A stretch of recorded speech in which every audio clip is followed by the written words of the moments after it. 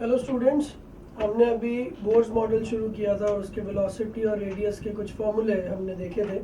अब हम उसको और आगे लेके चलते हैं। तो नेक्स्ट फार्मूला जो अब हम डिराइव करेंगे that will be the formula for total energy.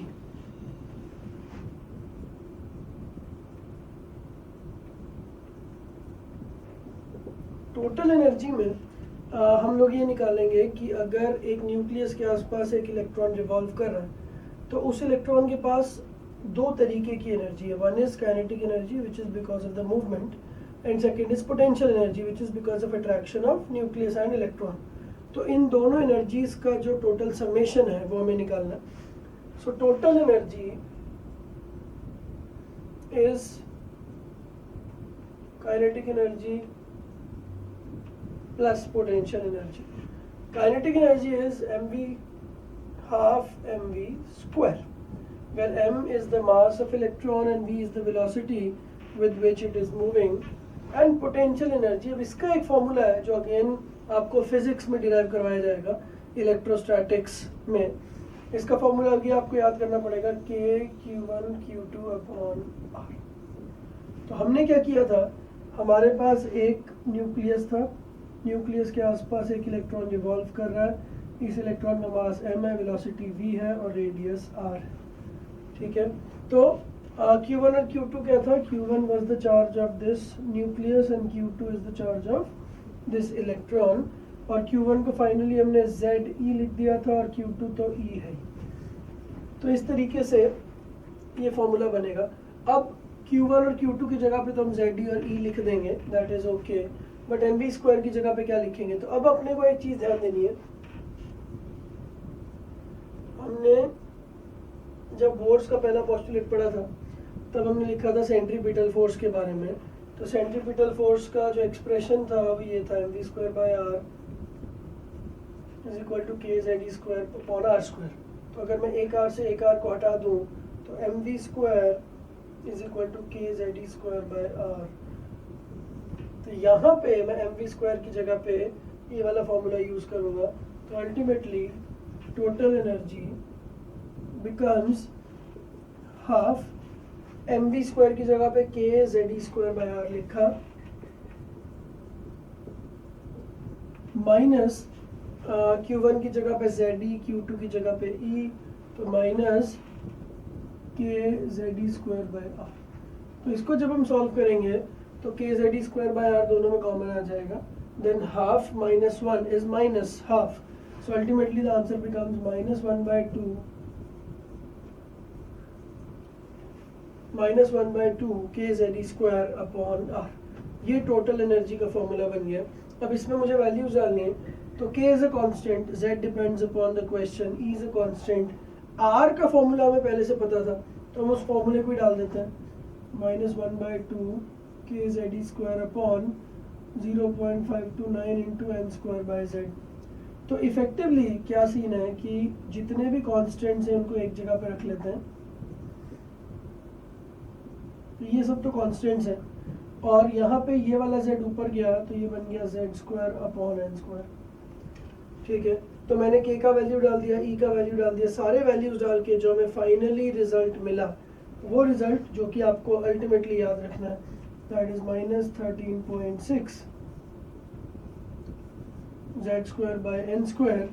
और ये यूनिट बहुत इंपॉर्टेंट है, this is electron volt per atom. इसके ऊपर हम और डिस्कशन करेंगे कि इलेक्ट्रॉन वोल्ट क्या होता है। फिलहाल एनर्जी जहाँ भी E लिखा जाए that is considered as total energy. So energy का ये फॉर्मूला हमारे पास आ चुका है कि अगर मैं एक एटम की बात करता हूँ और उस एक एटम में कोई एक इलेक्ट्रॉन है जो किसी भी स्टेट में, क्वेश्चन के हिसाब से हमने पहले भी कुछ क्वेश्चंस किए, उन हर क्वेश्चंस में हमें दिखता है कि n का वैल्यू क्वेश्चन से मिलता है विच ऑर्बिट, z का वैल्यू भी क्वेश्चन से मिलता है कि कौन से एटम की बात हो रही है। तो z और n दोनों मिल जाएंगे तो एनर्जी मिल जाएगी। तो किसी भी एटम या आयन के किसी भी ऑर्बिट की एनर्जी, टोटल एनर्जी मुझे इस इक्वेशन से मिल जाती है। ठीक है, तो बस मैं क्या करूँगा, मैं z और n की वैल्यूज को सब्स्टिट्यूट करता रहूँगा, वैल्यूज डालता रहूँगा तो मेरे पास आंसर्स आ जाएंगे। तो लेट्स सपोज अगर मैं हाइड्रोजन की बात करूँ तो हाइड्रोजन के लिए z का वैल्यू 1 हो गया, तो हाइड्रोजन का अगर मैंने पूछा फर्स्ट ऑर्बिट, तो सिंस नाम उसका हाइड्रोजन है तो Z1, और सिंस मैंने फर्स्ट ऑर्बिट का नाम लिया तो n इज इक्वल टू 1, तो दोनों वैल्यूज डाल के आंसर आ जाएगा। अगर मैंने बोला हाइड्रोजन का सेकेंड ऑर्बिट, तो Z का वैल्यू 1, n का वैल्यू 2। तो इस तरह से कर करके मैं किसी भी ऑर्बिट का एनर्जी वैल्यूज निकाल सकता हूँ। Now let's try to find out the energy values for different orbits of different elements. तो हम हाइड्रोजन की बात करते हैं। फॉर हाइड्रोजन, अगर हाइड्रोजन का नाम लिया है तो Z का वैल्यू विल ऑलवेज बी 1। तो अगर हम फर्स्ट ऑर्बिट की बात कर रहे हैं तो फर्स्ट ऑर्बिट के लिए n is equal to 1, second orbit n is equal to 2 and so on third orbit. तो एनर्जी की बात करते हैं तो E1 मतलब एनर्जी ऑफ फर्स्ट ऑर्बिट। तो फर्स्ट ऑर्बिट की एनर्जी कैसी होगी, फॉर्मूला हमारे पास है -13.6 इंटू 1 स्क्वायर अपॉन 1 स्क्वायर। ठीक है, फॉर्मूला क्या होता था, मैं इधर लिख देता हूँ, energy is -13.6 z square bye n square, इसका यूनिट है EV, और EV का कन्वर्जन जूल्स में कितना होता है,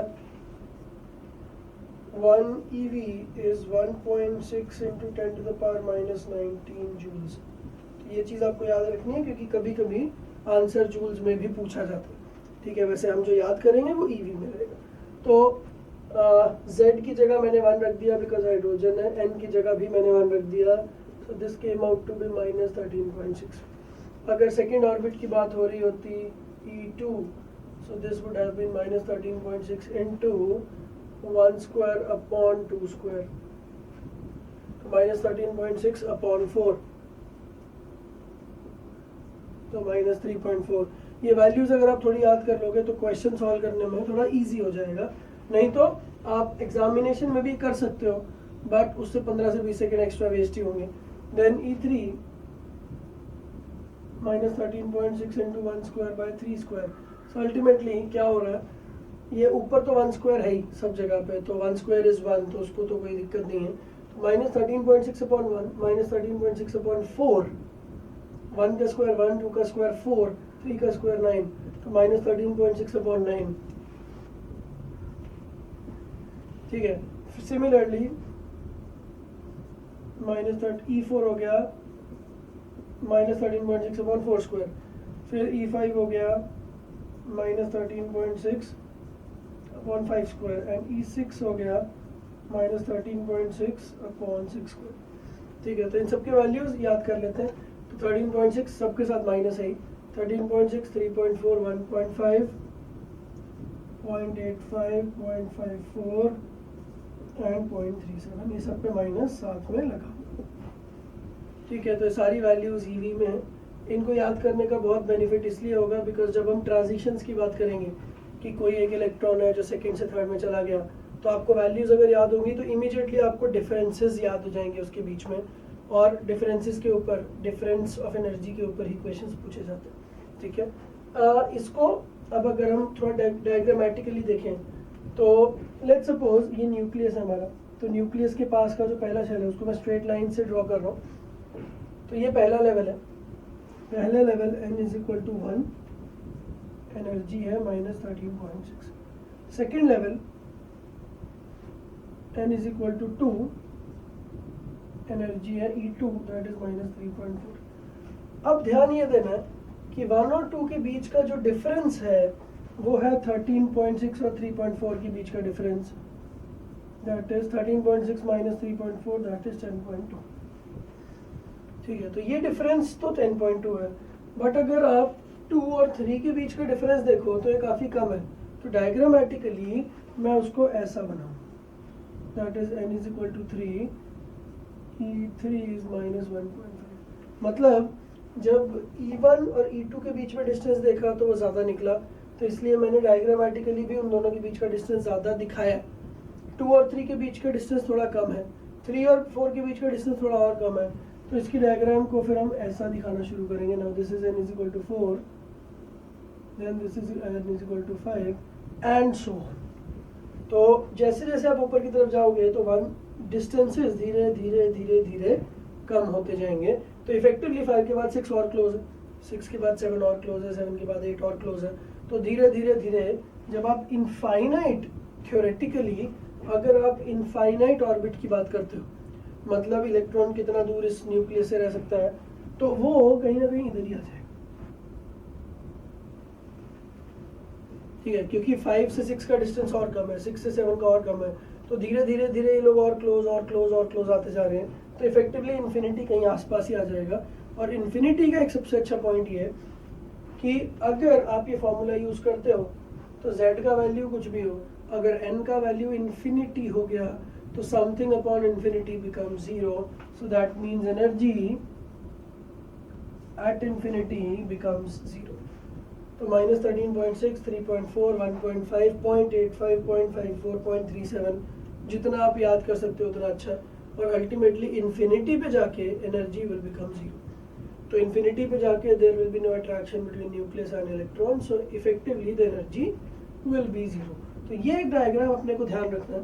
तो इसमें 2-3 चीज़ें और हैं। 1 से 2 का डिस्टेंस 10.2 है एनर्जी वाइज डिफरेंस। देन 2 से 3 का डिफरेंस 3.4 एंड 1.5 दैट इज 1.9। अगर आप 1 से 3 का डिस्टेंस देखो तो 10.2 प्लस 1.9 दैट इज 12.1। तो ये डायग्राम अगर आप 2-3 बार बना के देख लोगे तो आपको वैल्यूज याद हो जाएंगी।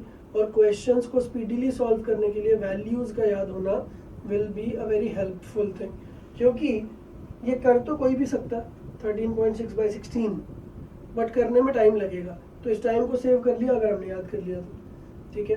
तो ये डायग्राम अब आपको याद कर लेना है। This is for hydrogen atom. अगर सिमिलर डायग्राम मुझे किसी का भी बनाना हो, अगर हीलियम होता तो बस वैल्यूज चेंज हो जाती। -13.6 इंटू z² की जगह 2² लिखते हैं, 2²/1², देन 2²/2², देन 2²/3², 2²/4²। तो इस तरह से आप सब वैल्यूज हीलियम के लिए, लिथियम के लिए, बेरिलियम के लिए, सबके लिए लिख सकते हो। तो ध्यान देना है कि क्वेश्चन किसके हिसाब से पूछा गया और उस हिसाब से z की वैल्यू चेंज कर लेनी है। अब हम एनर्जी के ऊपर कुछ क्वेश्चंस कर लेते हैं। तो क्वेश्चंस में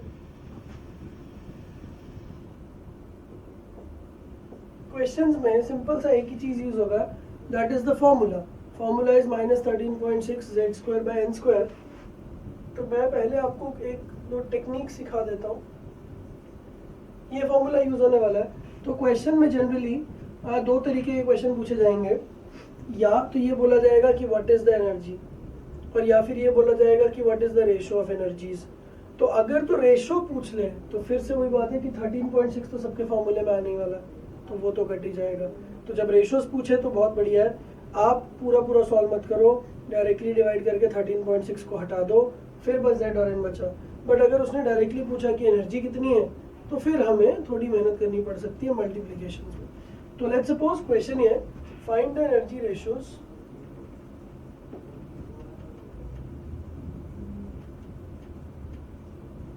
of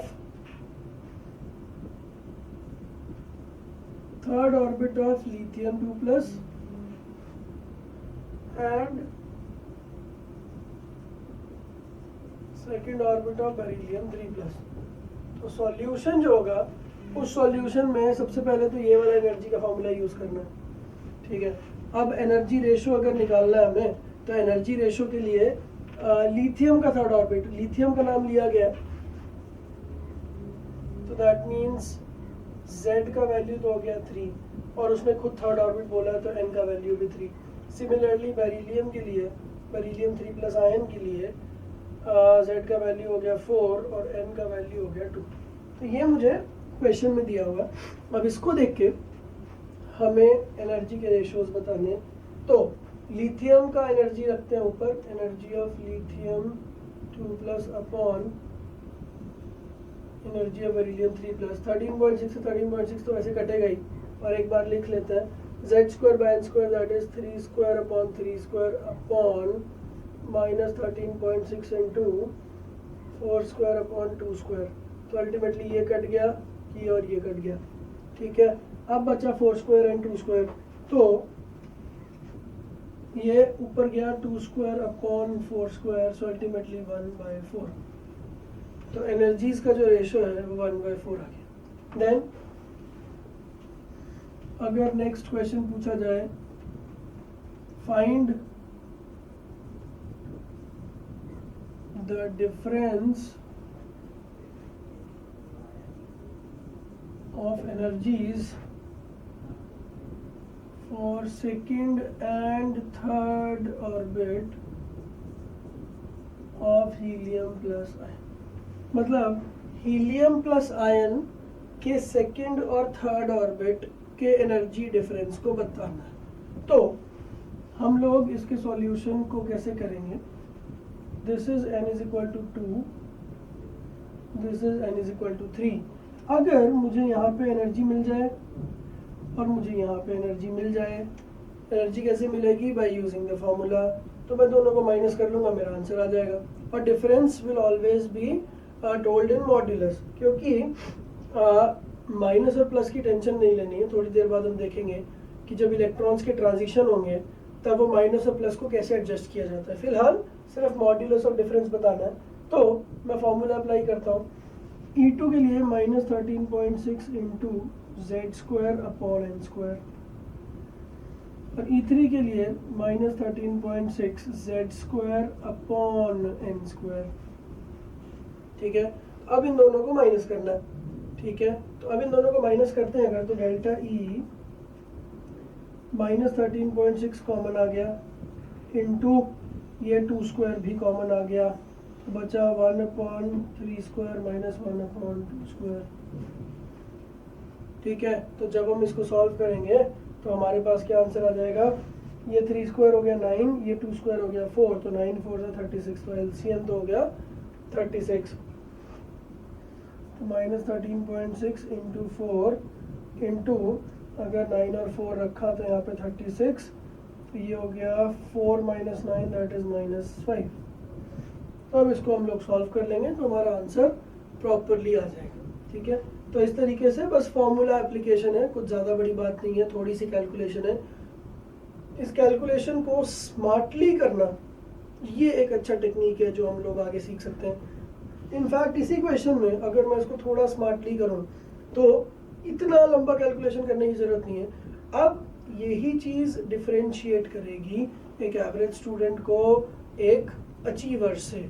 जो नॉर्मल एवरेज स्टूडेंट है उसने फॉर्मूला याद किया हुआ, ठीक है, और फॉर्मूला उसने अप्लाई कर दिया, तो धीरे धीरे धीरे धीरे कैलकुलेशन करते करते करते वो यहाँ तक पहुँच गया। बट जो एक स्मार्ट स्टूडेंट है वो हाइड्रोजन वाली वैल्यूज़ को यूज़ करेगा। ध्यान देने वाली बात यह है कि अगर मैं -13.6 और 2² को कॉमन ना लूँ तो बल्कि मुझे ज़्यादा फ़ायदा है। कैसे? मैं इन दोनों को जब माइनस करूँगा तो मैं एक काम करता हूँ, मैं 2² को कॉमन ले लेता हूँ, तो उसका आंसर कैसे आएगा? 2² कॉमन, -13.6 अपॉन 3 का स्क्वायर माइनस ये माइनस को भी मैं कॉमन ले लेता हूँ, 13.6/3² माइनस 13.6/2²। यही वाली वैल्यूज तो हमने अभी हाइड्रोजन के लिए निकाली थी। 13.6/4 की वैल्यू मैंने आपको बोला था कि याद होंगी तो अच्छा रहेगा। 13.6/4 इज 3.4 एंड 13.6/9 वाज 1.5, और 1.5 माइनस 3.4 भी हमने वो डायग्राम में लिखा था 1.9। सो अल्टीमेटली आंसर तो ऐसे ही आ गया, दिस इज 4 × 1. ठीक है, so that comes out to be 36 7.6। तो कहाँ तो मैं इतनी लंबी कैलकुलेशन करूँ और फिर जाके मेरा आंसर आए? ज़्यादा कैलकुलेशन मतलब ज़्यादा मिस्टेक्स के चांस। और कहाँ मैं स्मार्टली अगर हाइड्रोजन की वैल्यूज़ को याद कर लूँ और उसको मैं किसी भी चीज़ के लिए यूज़ कर लूँ तो मेरा आंसर आ जाएगा। So that's why I again advise you to remember those values properly. 6 values for hydrogen, 6 values for hydrogen, first orbit, second orbit up to sixth orbit का एनर्जी, एंड कुछ डिफरेंसेस, 1 और 2 का डिफरेंस, 2 और 3 का difference, 1 और 3 का difference. बस इतना आप याद कर लो तो आपके लिए क्वेश्चन सॉल्व करना will be a piece of cake.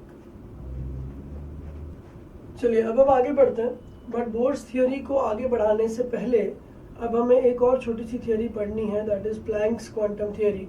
और उसके बाद हम लोग बोर्ड्स मॉडल और प्लैंक्स क्वांटम थ्योरी को क्लब करके कुछ और अच्छे अच्छे क्वेश्चन उस पर डिस्कस करेंगे। तो अब हम स्टार्ट करते हैं। प्लैंक्स क्वांटम थ्योरी के लिए भी हमें थोड़ा वेव नेचर और वेव मॉडल का आइडिया होना चाहिए। तो हम एक छोटा सा टॉपिक स्टार्ट कर रहे हैं, properties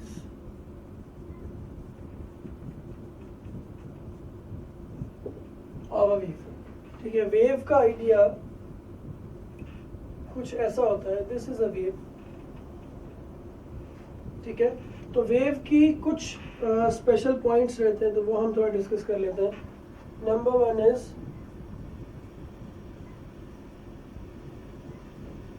wavelength, which is denoted by lambda. तो what is called as a wavelength? ये वेव तो कंटिन्यूसली चलती जा रही है, तो वेवलेंथ क्या होता है कि अगर आप या इस पॉइंट से इस पॉइंट के बीच का डिस्टेंस देखो तो that will be called as a wave, या फिर अगर इस वेव को एक्सटेंड करते हैं इस पॉइंट से इस पॉइंट का डिस्टेंस इज ऑल्सो वेवलेंथ। ठीक है, तो जो हाईएस्ट पॉइंट्स होते हैं उनको क्रेस्ट बोलते हैं, और जो लोएस्ट पॉइंट्स होते हैं उनको ट्रफ बोलते हैं। So the actual definition of wavelength will become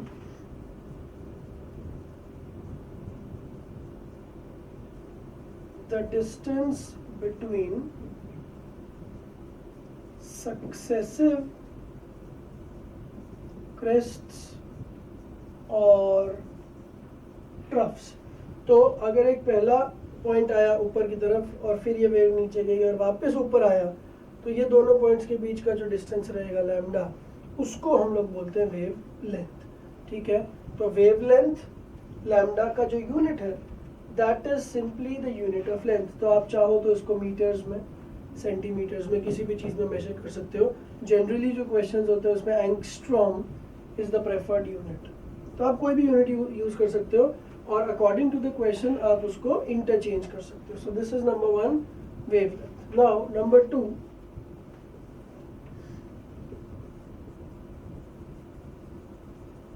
amplitude. Amplitude which is defined, which is denoted as A. Amplitude का definition क्या होता है?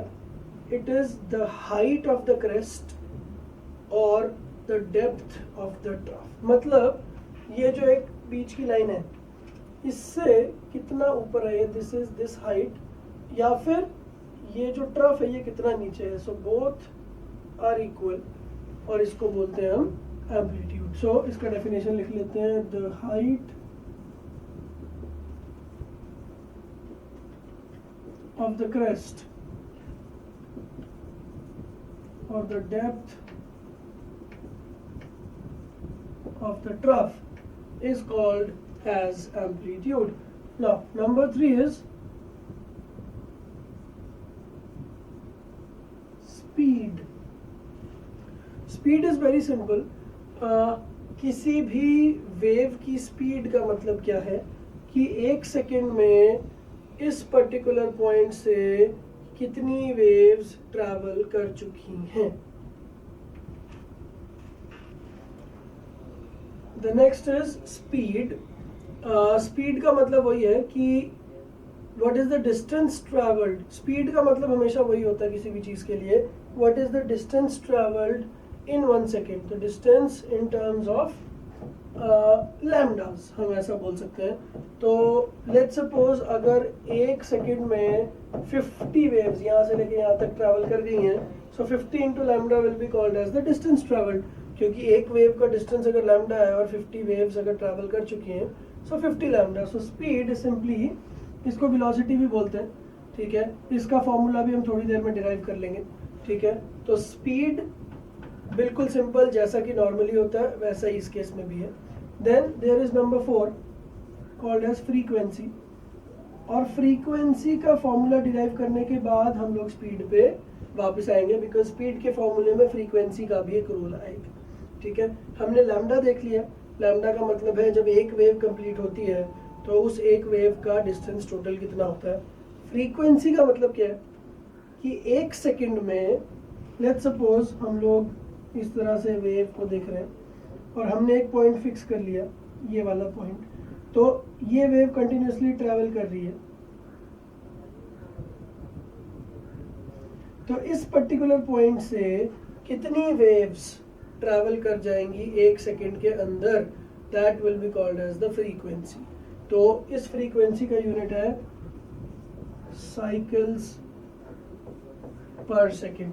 तो अगर मैं बोल रहा हूँ कि और इसी को साइकिल्स पर सेकेंड कोई हर्ट्ज बोलते हैं, तो 1 साइकिल पर सेकेंड इज 1 हर्ट्ज। तो अगर मैं ये बोल रहा हूँ that the frequency is 50 hertz, तो 50 हर्ट्ज का मतलब ये है कि 1 सेकेंड में इस पर्टिकुलर पॉइंट से कितनी वेव्स निकल गई हैं, 50 वेव्स। ठीक है, अब इस फ्रीक्वेंसी को यूज करके हम लोग वापस स्पीड पे आते हैं।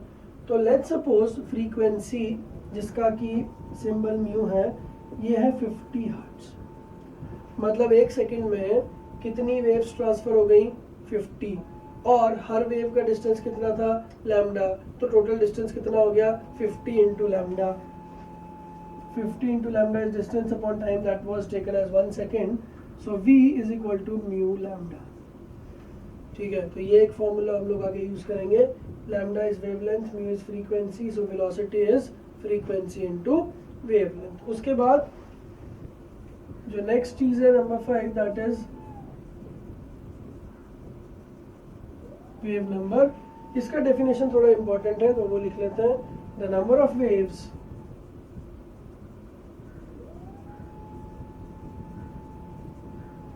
Present in 1 centimetre.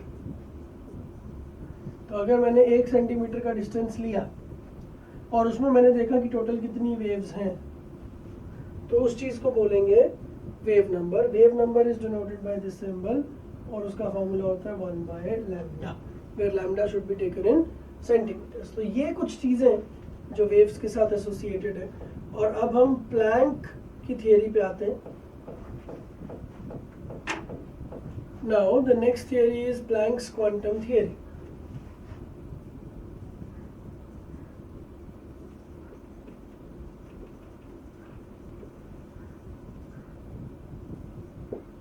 Planck's quantum theory का मतलब क्या है? Planck's quantum theory suggests that the waves actually exist as small particles which are traveling in a straight line. ये काफ़ी रेवोल्यूशनरी थियरी थी जब ये आई थी। इसका मतलब ये है कि जैसे लेट्स सपोज लाइट है, तो लाइट को आप एक वेव मानते हो और वेव के लिए आप कंटिन्यूस दिखाते हो कि जो एनर्जी है वो कंटिन्यूसली फ्लो कर रही है। बट प्लैंक्स क्वांटम थियरी ये बोलती है कि energy is not flowing continuously, it is actually flowing in the form of packets. This is packet number 1, second packet, third packet, and there are many such packets which are lined up. ठीक है, तो ये एक straight line में travel करते हैं और every packet is an energy packet. और लैटिन में क्वांटम या फिर क्वांटा, क्वांटा का मतलब होता है द स्मॉलेस्ट यूनिट। तो अगर ये पूरा एक लाइट वेव है तो उसका स्मॉलेस्ट यूनिट ये पैकेट है और इस स्मॉलेस्ट यूनिट का नाम एनर्जी पैकेट हमने क्या रखा है, नेम्ड एज अ फोटोन। तो क्वांटम थियरी क्या बोलती है कि लाइट जिसको आप एक वेव मानते हो उसका पार्टिकल नेचर भी है। The name of the particle with which that light is formed is called as a photon. So technically there are many photons which are moving in a line, ठीक है, one after another. हर packet का एक energy होता है।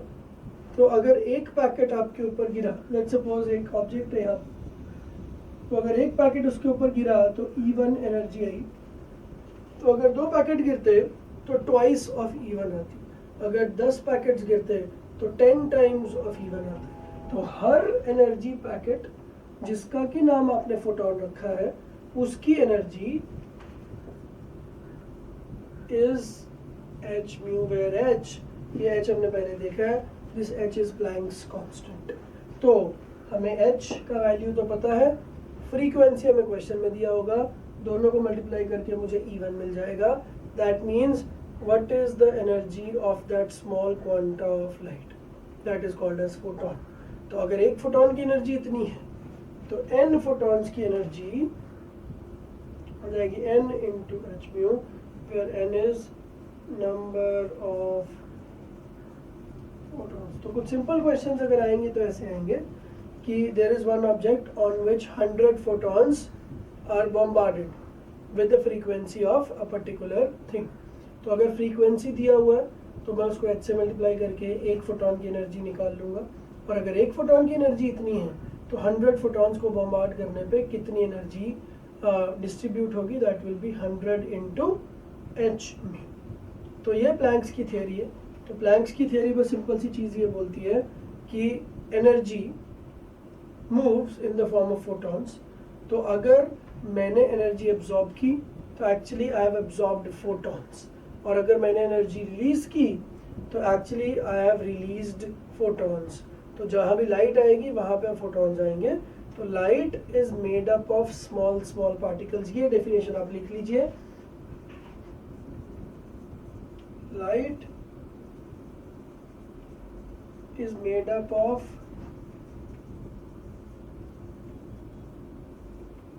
small energy packets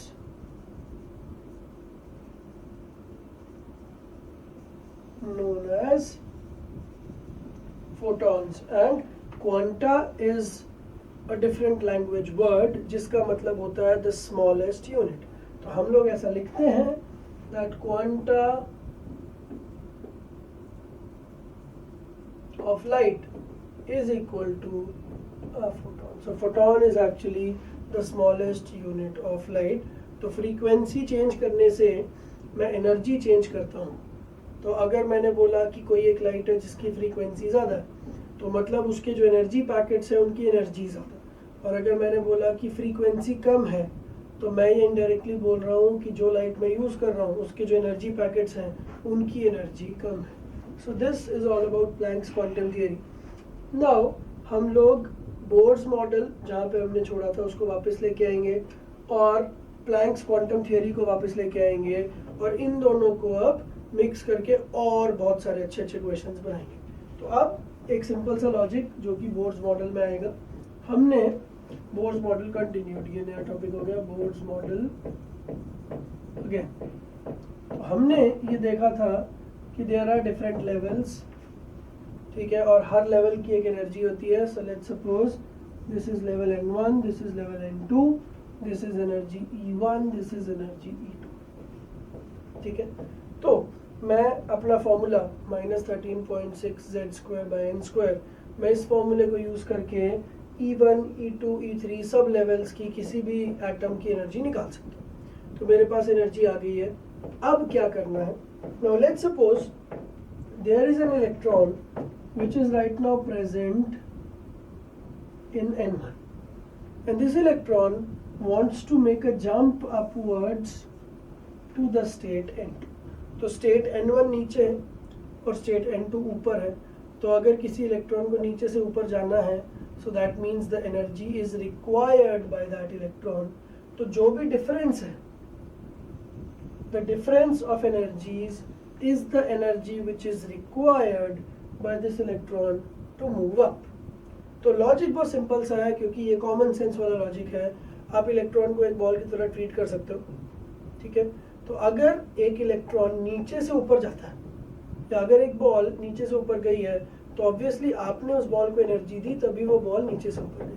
तो जब कोई इलेक्ट्रॉन नीचे से ऊपर जाएगा, whenever an electron makes a transition from lower state to higher state, then energy is required by that electron।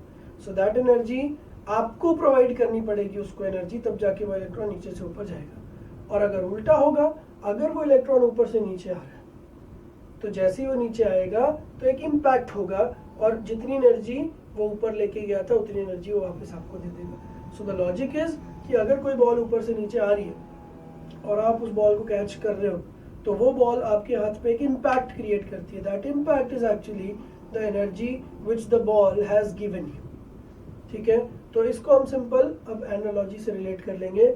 जब भी कोई चीज़ नीचे से ऊपर जाएगी तो एनर्जी इज रिक्वायर्ड, और जब भी कोई चीज़ ऊपर से नीचे आएगी then the energy is given out, ठीक है। बट चाहे वो इलेक्ट्रॉन नीचे से ऊपर जाए, चाहे वो इलेक्ट्रॉन ऊपर से नीचे आए, तो एनर्जी उसने ली या एनर्जी उसने दी, ये तो डिफरेंट है, but the amount of energy remains the same. तो अगर ये एक्चुअली फर्स्ट और सेकंड ऑर्बिट की बात हो रही है and we are talking about hydrogen atom, let's assume, तो फर्स्ट ऑर्बिट की एनर्जी है -13.6, सेकेंड ऑर्बिट की एनर्जी है -3.4। तो तो इन दोनों के बीच का डिफरेंस है 10.2। तो अगर क्वेश्चन में ऐसा लिखा है कि इलेक्ट्रॉन फर्स्ट ऑर्बिट से सेकेंड ऑर्बिट पे जा रहा है, तो मैंने ये इन्फरेंस निकाला कि उस इलेक्ट्रॉन को 10.2 EV इलेक्ट्रो एनर्जी की ज़रूरत है। तो अगर मैं उसको 10.2 EV दूंगा तब जाके वो इलेक्ट्रॉन नीचे से ऊपर जाएगा। और अगर वो इलेक्ट्रॉन 2 से 1 पे आ रहा है, तो जब वो 2 से 1 पे आएगा तो डिफरेंस इज अगेन 10.2, बट इस केस में सिंस वो ऊपर से नीचे आ रहा है तो अब वो मुझे 10.2 एनर्जी वो मुझे देगा। जब वो नीचे से ऊपर जा रहा था तो मैंने उसको एनर्जी दी क्योंकि उसको ज़रूरत थी, और जब वो इलेक्ट्रॉन ऊपर से नीचे आ रहा है तो अब वो मुझे एनर्जी देगा। तो बस इतनी सी चीज़ अगर समझ में आ जाए तो फिर माइनस और प्लस की कोई कंफ्यूजन नहीं रहेगी, आप बस मॉड्यूलस ले लो। ठीक है, माइनस और प्लस तो बेसिकली ये दिखाते हैं कि एनर्जी की रिलेटिव वैल्यूज़ क्या हैं बस। पर लॉजिक सिंपल है कि अगर कोई इलेक्ट्रॉन नीचे से ऊपर गया है so a particular amount of energy is required, और अगर कोई इलेक्ट्रॉन ऊपर से नीचे आया है so then a particular amount of energy will be released. And the important point is the energy will be released in the form of photons. ठीक है, देखो मैंने ये बोला कि लेट्स सपोज हमें इस इलेक्ट्रॉन को एनर्जी देनी है ताकि इलेक्ट्रॉन नीचे से ऊपर जाए। तो एनर्जी देने के तो बहुत सारे तरीके हैं। So the method that we people are using to provide energy or to gain energy is the method of photons. तो मैं क्या करूँगा, मेरे पास एक फोटोन है which is basically energy packet। तो अगर एक इलेक्ट्रॉन है जिसको नीचे से ऊपर जाना है तो मैं उस पर एक फोटोन फेंकूंगा, तो वो फोटोन अपनी एनर्जी उस इलेक्ट्रॉन को ट्रांसफर कर देगा और वो इलेक्ट्रॉन वो एनर्जी लेके ऊपर चला जाएगा। ठीक है, पर जब कोई इलेक्ट्रॉन ऊपर से नीचे आएगा तो वो एनर्जी एमिट करेगा। तो एनर्जी एमिट करने का तरीका उसका क्या होगा कि वो फोटॉन्स को एमिट करेगा। सो एक चीज़ अपने को ध्यान रखनी है आपसे, इस चैप्टर में जो क्वेश्चन आएंगे वो इसी के बेस पे आएंगे, that the energy will be absorbed और released in the form of photons. ये चीज़ हम लिख लेते हैं, energy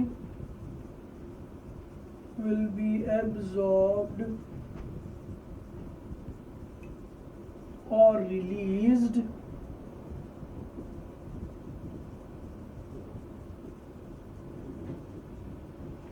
in the form of photons।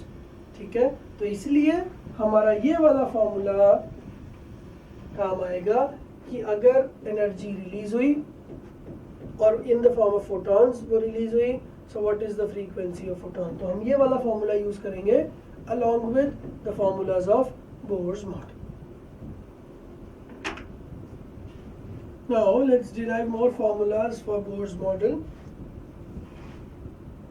तो let's suppose हमारे पास ये N1 है जहाँ पे एनर्जी है E1 और ये N2 है जहाँ पे एनर्जी है E2। तो अगर मैं फॉर्मूला लगाता हूँ तो -13.6 z² / N1² और यहाँ पे N2² और यहाँ पे हो गया -13.6 z² / N1²। तो टेक्निकली अगर मैं इन दोनों के बीच का डिफरेंस देखूं, which will be delta E, which will be denoted by delta E। Delta E is actually the difference between E2 and E1। ठीक है, आप लोग इसको इजीली समझने के लिए सिर्फ एक चीज़ याद रखो कि माइनस और प्लस किस में से किसको माइनस करना है इसकी कोई टेंशन नहीं लेनी है। आप किसी में से भी किसी को माइनस कर दो क्योंकि अल्टीमेटली वैल्यू तो सेम आएगी, बस साइंस का डिफरेंस हो सकता है कभी प्लस और कभी माइनस। तो बस आपको क्या करना है, क्वेश्चन पढ़ना है, क्वेश्चन पढ़ के देखना है कि इलेक्ट्रॉन नीचे से ऊपर जा रहा है या ऊपर से नीचे जा रहा है, वो क्वेश्चन की लैंग्वेज से क्लियर हो जाएगा। तो अगर वो नीचे से ऊपर गया तो इतनी एनर्जी लेके गया, और अगर वो ऊपर से नीचे आया तो इतनी एनर्जी दे के गया। तो एक केस में लेके गया, एक केस में देके गया, बस इतना सा होया। तो अगर मैं E2 - E1 करता हूँ तो अल्टीमेटली 13.6 z² कॉमन आ जाता है और इसमें से मैं माइनस करता हूँ तो अल्टीमेटली 1/N1² - 1/N2। ठीक है, तो ये फॉर्मूला हमें याद करना है। अब इसमें मैं प्लैंक्स को इंट्रोड्यूस कर रहा हूँ। Now this is the difference of energy. This much energy might be required by the electron if the electron wants to move up, and this much energy might be transmitted by the electron if that electron is moving down. So in both the cases, if the energy is in the form of photons, so what I'm going to do is I'm going to put delta E is equal to h mu according to Planck's. So delta E is equal to h mu, delta E is equal to this also. So ultimately h mu it becomes 13.6 z square 1 upon n1 square minus 1 upon n2 square. यहाँ तक समझ में आता है? h mu is equal to this. तो अगर मुझसे कोई फ्रीक्वेंसी पूछे तो मैं फॉर्मूला लगा दूंगा. क्वेश्चन पढ़ के हमें n1 n2 पता चल जाएगा कि इलेक्ट्रॉन कौन से ऑर्बिट से कौन से ऑर्बिट किया. क्वेश्चन पढ़ के ही मुझे ये भी पता चल जाएगा कि कौन से एटम की बात हो रही है, हीलियम की, हीलियम प्लस आयन की, या हाइड्रोजन की, या लिथियम 2 प्लस की. उसके हिसाब से मेरा Z भी डिफाइन हो जाएगा. H तो ऑलरेडी एक कांस्टेंट होता ही है, तो म्यू का वैल्यू हमारे पास आ जाएगा. फिर एक और फॉर्मूला जो हमने देखा था actually, speed is equal to mu lambda, but since we are talking about light, so the speed is actually represented by c. So c is equal to mu lambda. और अगर c की value mu lambda है तो म्यू is equal to c by lambda. और इसकी value अगर मैं यहाँ पे सब्स्टिट्यूट कर दूं तो एक नया फॉर्मूला बन जाएगा h c by lambda is 13.6 z square 1 upon n1 square minus 1 upon n2 square. ठीक है, मैं फिर से आपको एक बार बता रहा हूँ, आपको बहुत सारी बुक्स में कभी कभी यहाँ पे माइनस 13.6 दिखेगा, ठीक है, और कभी कभी 1 by n2 square minus 1 by n1 square दिखेगा. अल्टीमेटली हमने इन सब चीज़ों को साइडलाइन करते हुए, तो इम्पॉर्टेंट बात है वो ये, हमने मॉड्यूलस लगा दिया. और मॉड्यूलस लगाने का सबसे बड़ा फ़ायदा ये हुआ कि अब आपको टेंशन नहीं लेनी है कि किस में से किसको माइनस करें. आप किसी में से भी किसी को माइनस कर दो. ये मैं इसी तरीका बता रहा हूँ बिकॉज नहीं तो कंफ्यूजन बहुत होता है कि नीचे वाले से ऊपर वाले को माइनस करें या ऊपर वाले में से नीचे वाले को माइनस करें, तो माइनस प्लस की दिक्कत होती रहती है. तो आप किसी में से भी किसी को माइनस कर दो, अल्टीमेटली एक डिफरेंस है. जैसे मैं आपको एक एग्जांपल दे दूँ, 2 माइनस 10 या 10 माइनस 2. अगर आप 2 माइनस 10 करोगे तो माइनस 8, अगर आप 10 माइनस 2 करोगे तो प्लस 8, मॉड्यूलस ले लिया तो 8.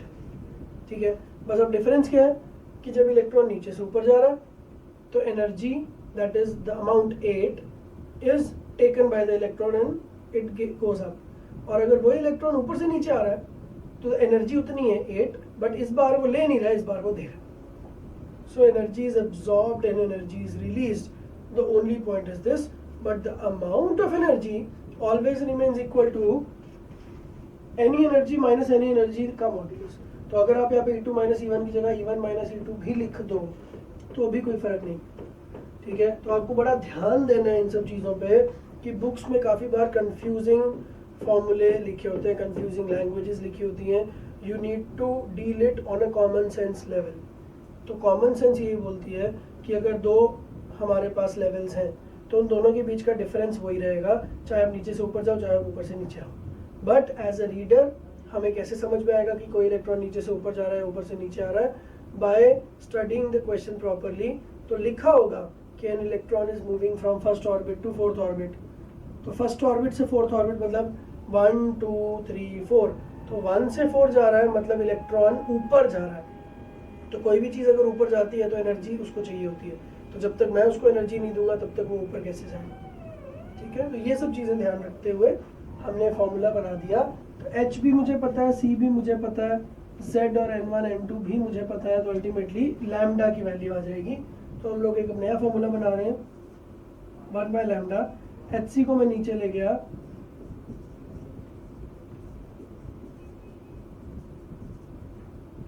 और अब क्या किया हमने? H is a constant, C is a constant, 13.6 is also a constant. So इन तीनों को अगर मैं वैल्यूज डाल दूं और सॉल्व कर लूं तो here comes a new constant which is termed as R.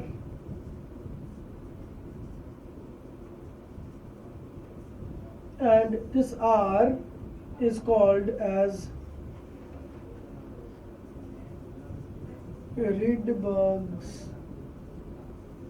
constant.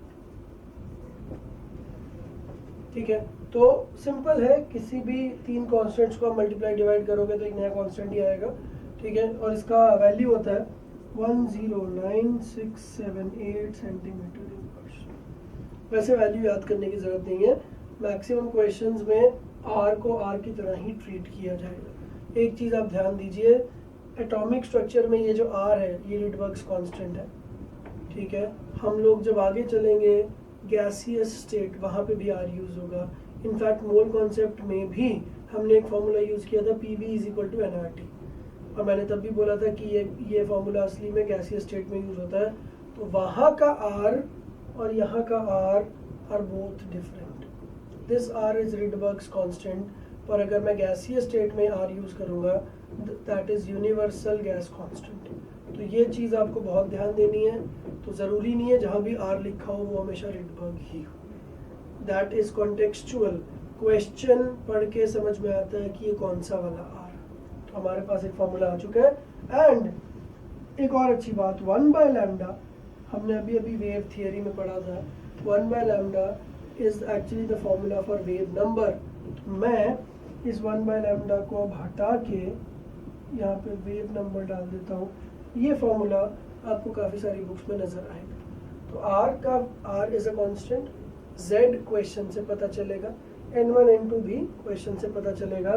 तो मैं इस वेव नंबर की वैल्यूज निकाल सकता हूँ।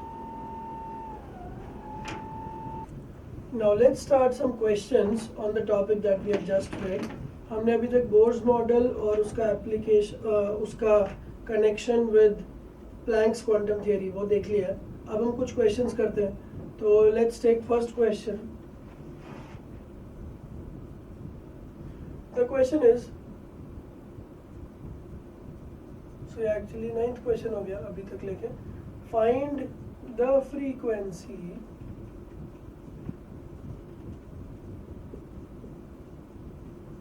of the photon required to excite an electron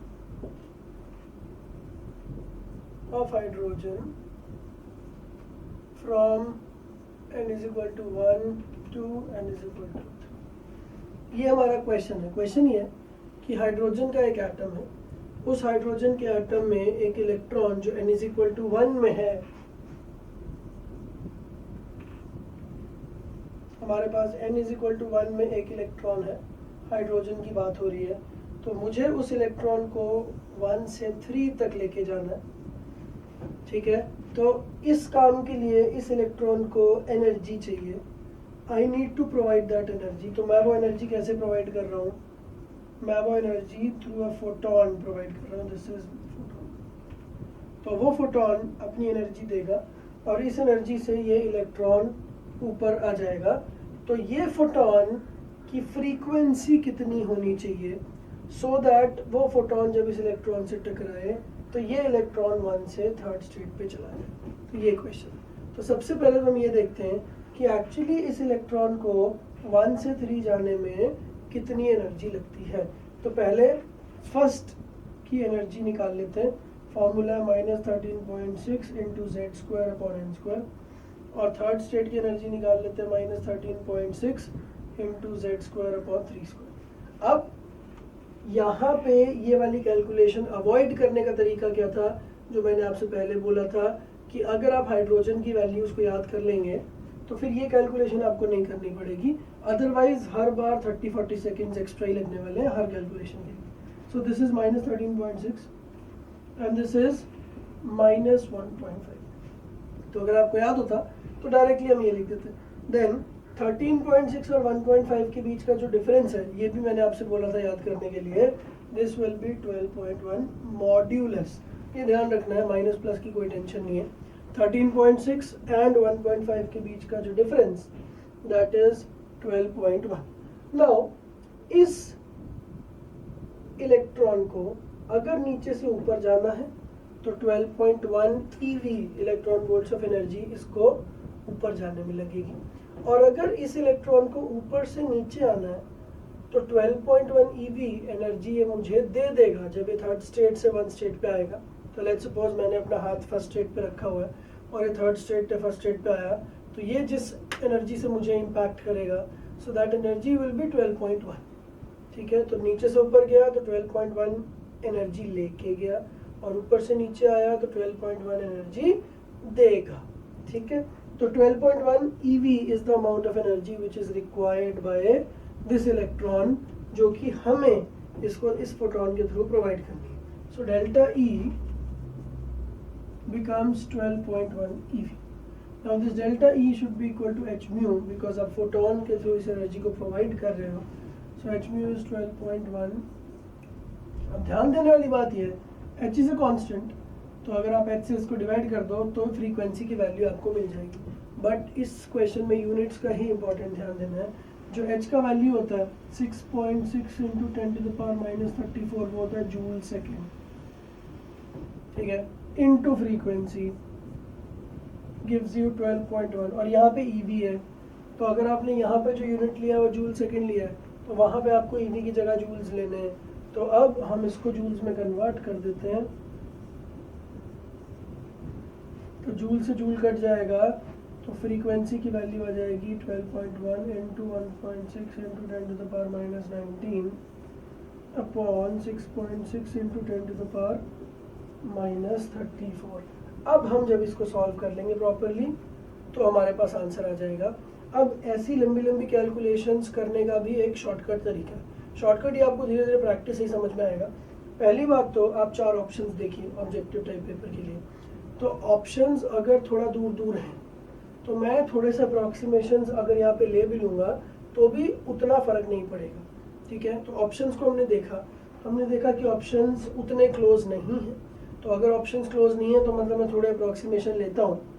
तो सबसे पहले 16 एंड 66, मुझे पता है दैट 16 इंटू 4 इज 64, तो 1.6 इंटू 4 इज 6.4, तो अप्रॉक्सीमेटली 6.6 और 6.4 सेम ही होते हैं, तो अप्रॉक्सीमेटली 1.6 से 6.6 कट गया और 4 बच गया। ठीक है, 4 से थोड़ा ज़्यादा 4.0 समथिंग है, 4.1 पकड़ लेते हैं इसको। और अब 4 इंटू 3 इज 12। ठीक है, और ये थोड़ा सा बड़ा है, तो ये भी 6.6 से डिवाइड हुआ तो 4 पॉइंट समथिंग है, तो उसको मैं 3 से मल्टीप्लाई करूंगा तो 12 पॉइंट समथिंग आएगा, तो ये कट जाएगा 3 से। ठीक है, तो अप्रॉक्सीमेटली इसका आंसर 3 के आसपास आना चाहिए।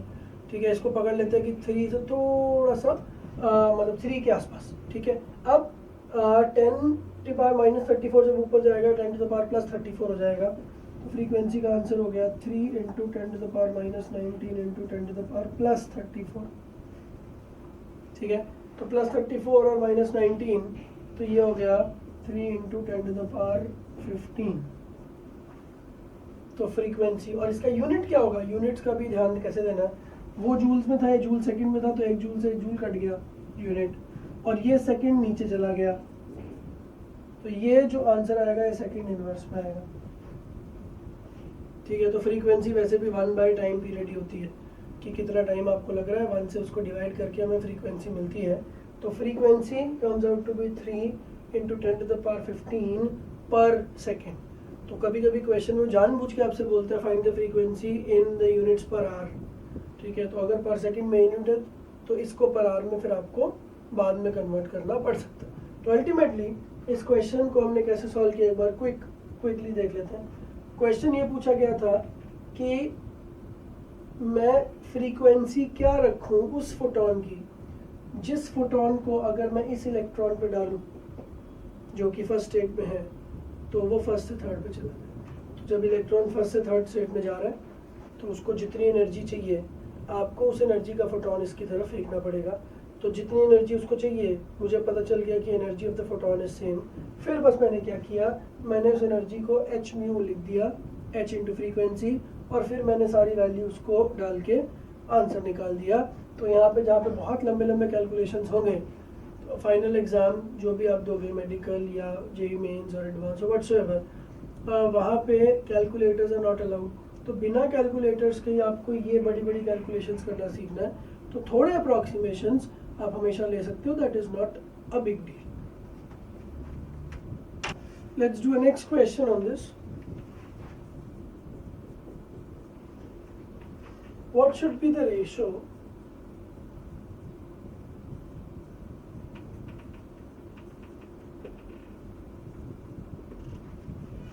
of the difference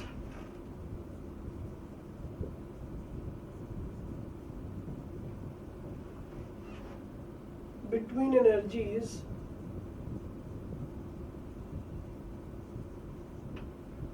of first and second orbits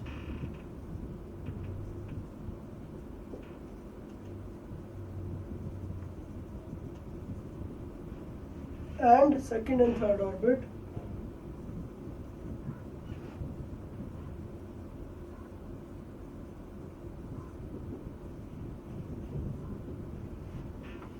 of hydrogen atom.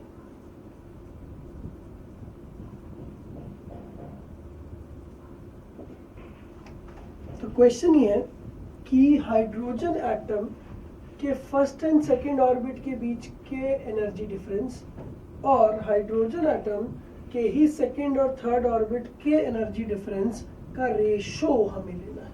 तो अगर क्वेश्चन को मैं डायग्रामेटिकली देखूं, जितने भी क्वेश्चन एटॉमिक स्ट्रक्चर में आएंगे, अगर ट्रांजिशंस वाले क्वेश्चन है, इफ एनर्जीज वाले क्वेश्चन है, तो डायग्राम बनाने से बहुत ही फायदा रहता है। इससे हमें क्या क्वेश्चन का एग्जैक्ट सिचुएशन समझ में आ जाता है कि क्वेश्चन में एग्जैक्टली करना क्या। तो this is first, this is second, this is third. तो उसने क्वेश्चन में मुझसे ये पूछा है कि सेकेंड और फर्स्ट के बीच का डिफरेंस और थर्ड और सेकेंड के बीच का डिफरेंस, इन दोनों का रेशो लेना है। ठीक है, तो हमारे लिए कुछ ज़्यादा मुश्किल काम नहीं है ये। एनर्जी का फॉर्मूला हम लोग वही यूज़ करेंगे, 13.6 Z²/n²। तो पहले E1 निकाल लेते हैं, -13.6 1² अपॉन 1²। E2 निकाल लेते हैं, -13.6 1²/2²। और E3 निकाल लेते हैं, -13.6 1²/3²। ये वैल्यूज़ अगर आपको ऑलरेडी याद होंगी तो अगेन आपको क्वेश्चन को सॉल्व करने में कम टाइम लगेगा। मैं एक काम करता हूँ, मैं उसको प्रॉपर तरीके से करके दिखाता हूँ, फिर आप नेक्स्ट टाइम इसी क्वेश्चन को, अगर आपको वैल्यूज याद होती तो करके देखते हैं, तो कम से कम इस क्वेश्चन में आप 40 to 50 seconds up to 1 minute आप सेव कर लो। तो ये जो सेव किया आपने 1 मिनट, ये किसी और क्वेश्चन में अगर आप लगाओ तो जो क्वेश्चन का टाइम की कमी की वजह से आपसे छूट रहा है वो क्वेश्चन आपसे इस बार हो जाएगा। तो इसकी वैल्यू आ गई -13.6, इसकी -3.4, इसकी -1.5। ठीक है, अब उसने मुझसे बोला कि फर्स्ट और सेकंड के बीच का डिफरेंस। तो फर्स्ट और सेकंड के बीच का डिफरेंस है 13.6 -3.4, दैट इज 10.2। और सेकंड और थर्ड के बीच का डिफरेंस है 1.9। सो हमारा आंसर है 10.2 अपॉन 1.9।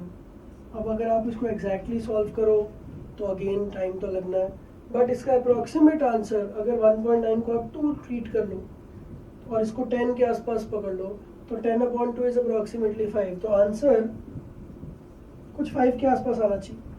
ठीक है, इनफैक्ट 5 से थोड़ा सा कम। ठीक है, तो जो भी आंसर 5 के आसपास हो उसको आप टिक कर सकते हो। Let's do a next problem on this.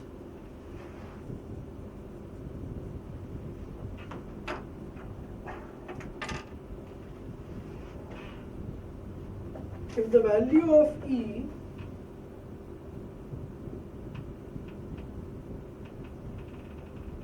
is -78.4 kilocalories per mole, then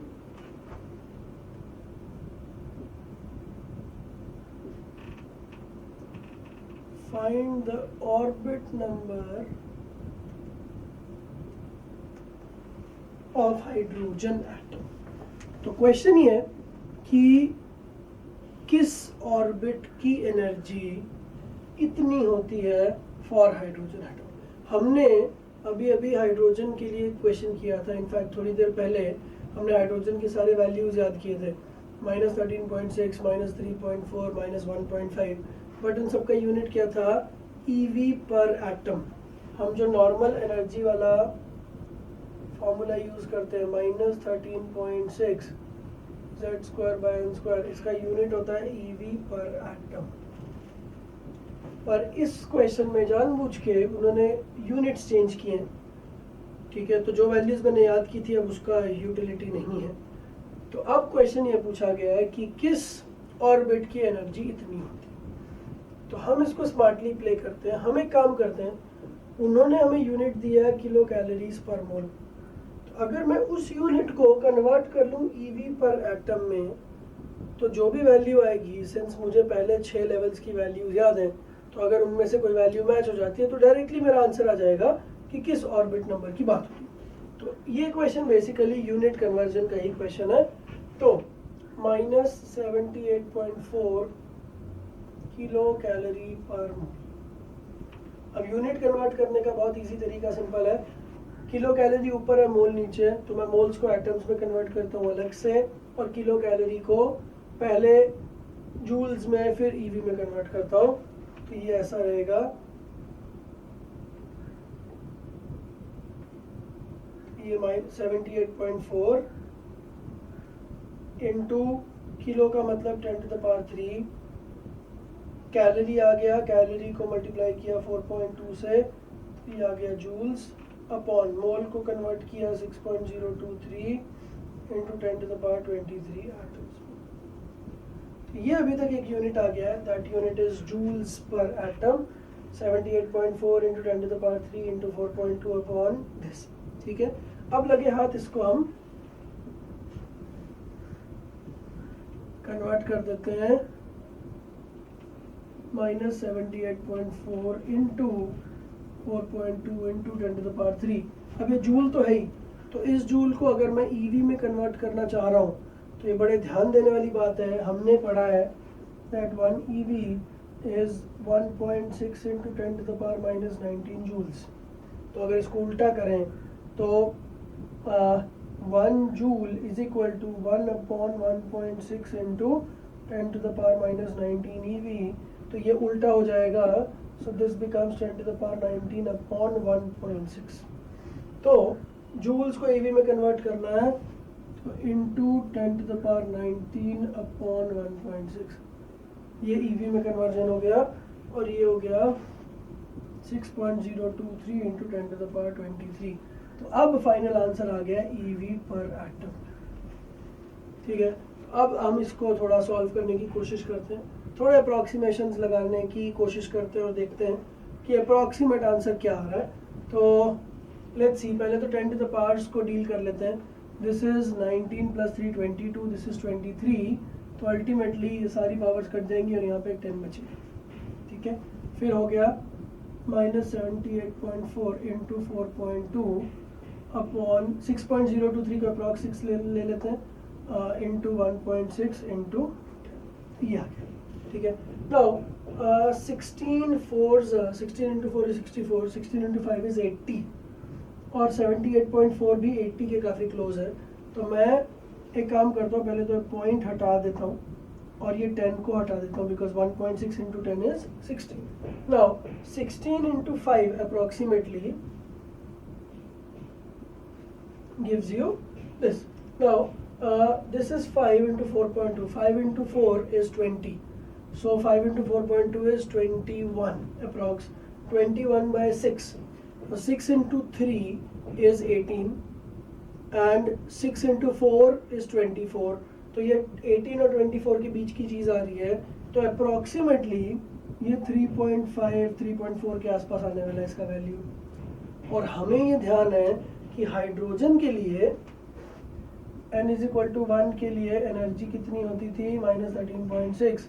n is equal to 2 के लिए एनर्जी कितनी होती थी, -3.4। तो ये एनर्जी अप्रॉक्सीमेटली इतनी है। तो दैट मीन्स हमारा आंसर आ गया n is equal to 2। That means we are dealing with a problem in which the orbit number is coming out to be 2। तो अब ये क्वेश्चन दिखने में टफ था, इसकी कैलकुलेशंस भी दिखने में टफ थी, तो जो लोग इसको प्रॉपरली कैलकुलेट कर रहे होंगे उनको कम से कम 3 से 4 मिनट लगने वाले हैं। पर हमने इसको थोड़ा स्मार्टली करने की कोशिश की। ज़रूरी नहीं हर बार हो जाए, बट एक चीज़ है कि जो एग्जामिनर्स हैं उनको भी ये पता है कि आपके पास कैलकुलेटर्स नहीं है, तो वो लोग भी वैल्यूज़ को इस तरह से एडजस्ट करते हैं सो दैट आप थोड़ा सा इंटेलिजेंस के साथ करो तो वो इजीली सॉल्वेबल हो। तो यहाँ पे बस जो मेन पॉइंट था 16 को मैंने 78 से काट दिया, ठीक है। तो अप्रॉक्सीमेटली 5 लेके, so the answer becomes approximately second orbit. Now let's do a next problem.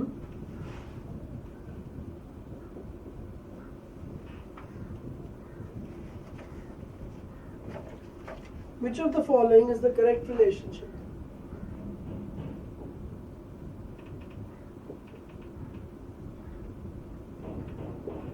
A,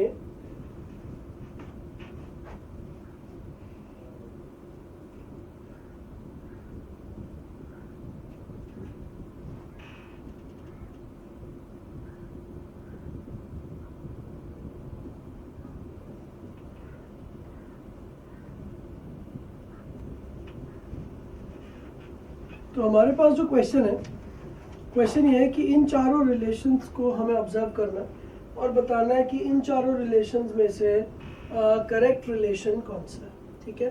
और जो नोटेशंस यूज हुई है उसको हम जरा डिस्कस कर लेते हैं।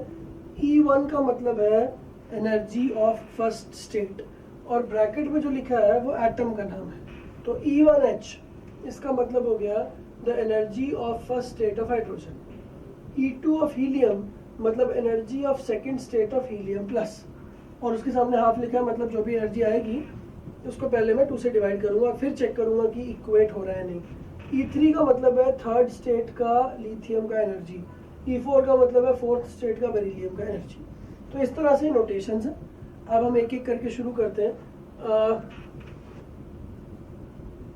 E1H पहले तो हम सबकी वैल्यूज ही निकाल लेते हैं। एनर्जी का formula -13.6 Z² this formula we are going to use everywhere. तो अगर हाइड्रोजन के फर्स्ट ऑर्बिट की बात हो रही है तो Z is 1, N is 1, 1² upon 1², so this becomes -13.6, ठीक है। E2 ऑफ हीलियम,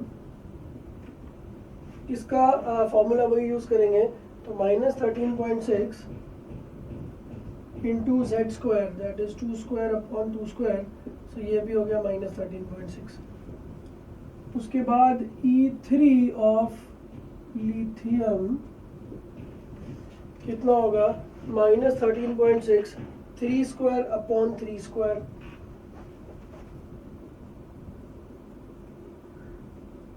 तो ये भी हो गया -13.6। और E4 ऑफ बेरिलियम 3+, ये हो जाएगा -13.6 इंटू 4² अपॉन 4² दैट इज -13.6।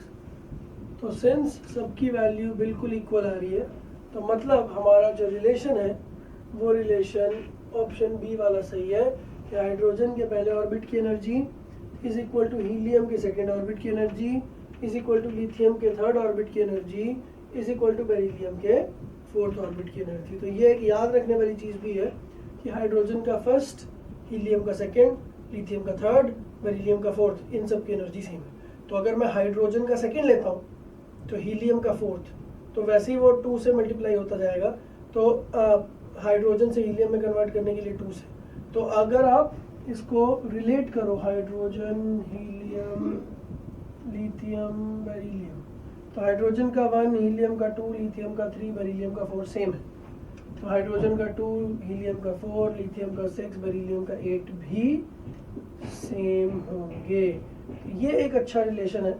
अगर आप इन रिलेशंस को धीरे धीरे एनालाइज करके इनको याद करना शुरू कर दो, तो फिर तो ये क्वेश्चंस आपके लिए और इजी और तेज़ी से हो जाएंगे, बिकॉज देन आपको सोचना नहीं पड़ेगा और आपको सबको कैलकुलेट भी नहीं करना पड़ेगा, आंसर्स अपने आप आ जाएंगे। Let's do a next problem on this.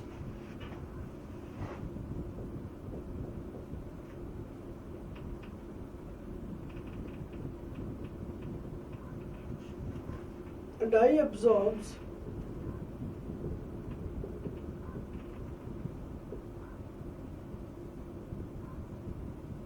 a photon of wavelength lambda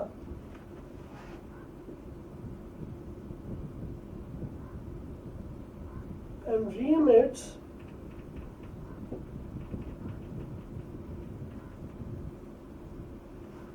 the the same energy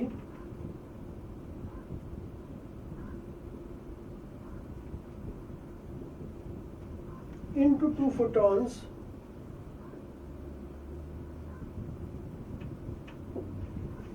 of wavelength lambda 1 and lambda 2 respectively.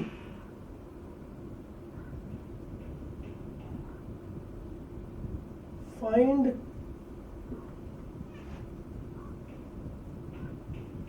the relation between lambda 1, lambda 2 and lambda. Options A, lambda is lambda 1 into lambda 2 upon lambda 1 plus lambda 2. Option B, lambda is lambda 1 plus lambda 2 upon lambda 1 lambda 2. Option C, lambda is lambda 1 lambda 2 upon lambda 1 minus lambda 2. And option D, lambda is lambda 1 minus lambda 2 upon lambda 1 lambda 2. तो ये एक question है. इस question का मतलब ये है कि अ डाई एब्जॉर्ब्स अ फोटोन. एक डाई एक कंपाउंड है, उसने एक फोटोन को एब्जॉर्ब किया जिसका वेवलेंथ लैम्डा है. फोटोन को एब्जॉर्ब किया, इसका मतलब क्या है कि एनर्जी एब्जॉर्ब की, और उसके बाद एक बार जब एब्जॉर्ब कर ली उसके बाद सेम एनर्जी को वापस से री एमिट किया, बट 2 डिफरेंट फोटॉन्स की फॉर्म में. तो एक बड़ा फोटोन लिया और उसको 2 डिफरेंट फोटॉन्स के तरह से एमिट कर दिया, और जब वो 2 फोटॉन्स निकले तो एक का वेवलेंथ था लैम्डा 1 और दूसरे का वेवलेंथ था लैम्डा 2. तो अब क्वेश्चन ये है कि हमें इनिशियल वेवलेंथ उसका लैम्डा, फिर बाद में लैम्डा 1 एंड लैम्डा 2, इन तीनों के बीच में रिलेशन बताना. तो law of conservation of energy कि अगर उसने शुरू में कुछ एनर्जी ली और बाद में 2 तरीके से उसको रिलीज किया, so the energy taken should be equal to the energy released, because question में भी लिखा है that same energy is re emitted. तो हम देखते हैं इसको. Energy taken is hc by lambda, ठीक है, and energy emitted is hc by lambda 1 जो कि पहले फोटोन से आया, एंड hc by lambda 2 जो कि दूसरे फोटोन से आया. So energy absorbed is equal to energy taken, energy absorbed should be equal to energy emitted. So technically hc by lambda is equal to hc by lambda 1 plus hc by lambda 2. hc सब जगह से common लेके cut गया, तो 1 upon lambda is equal to 1 upon lambda 1 plus 1 upon lambda 2. So ultimately आ गया 1 upon lambda is lambda 1 into lambda 2, lambda 1 plus lambda 2. अक्सर यहाँ पे आके लोग गलती कर देते हैं. आपको एक एक्सप्रेशन मिला lambda 1 plus lambda 2 upon lambda 1 lambda 2, और आपने देखा कि ऑप्शन बी में यही लिखा हुआ है, तो आपने जल्दी से टिक कर दिया. ठीक है, तो अब प्रॉब्लम क्या हो गई है? प्रॉब्लम ये हो गई कि यहाँ पे लिखा है lambda is equal to this, जबकि यहाँ पे आया 1 by lambda is equal to this. तो अगर आप लैम्डा की बात करो तो फाइनली लैम्डा को इसको डिनोमिनेटर न्यूमरेटर हो गया और न्यूमरेटर डिनोमिनेटर हो गया. तो अल्टीमेटली ये आंसर आया. तो this answer is written over here, तो option A will be correct. तो इतना कुछ सही करने के बावजूद भी काफ़ी बार हम जल्दी में बहुत मिस्टेक्स कर देते हैं. तो आपको एक चीज़ हमेशा ध्यान रखनी है कि क्वेश्चन में क्या पूछा गया है वो थोड़ा ध्यान देना है. ठीक है, अभी तो इसने सिर्फ ये पूछा था कि find the relation between this. कभी कभी ये पूछता है what is the value of lambda. तो हमने जैसे लिखा 1 बाय लैम्डा इज दिस, काफ़ी सारे बच्चों को मैंने देखा जो ये गलती करते हैं, लैम्डा की डायरेक्टली वैल्यू उठा के ये डाल दें. तो अब हमें ये समझना है कि ये लैम्डा का वैल्यू नहीं है, ये 1 बाय लैम्डा का वैल्यू है. तो 1 बाय लैम्डा अगर ये है तो लैम्डा की वैल्यू निकालने के लिए इसको फिर उल्टा हमें करना पड़ेगा.